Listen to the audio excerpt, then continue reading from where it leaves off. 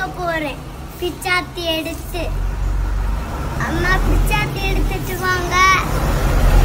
நான் முன்னாடி நட்ட இஞ்சி மணத்தி பார்த்தா சூப்பரா மணக்குது.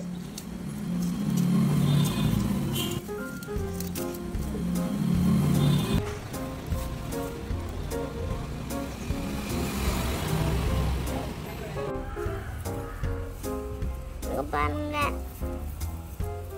உங்க ஊர்ல இப்படி இஞ்சி கிடைக்குமா? ஜிஞ்சர் பாத்தீங்களா அம்மா?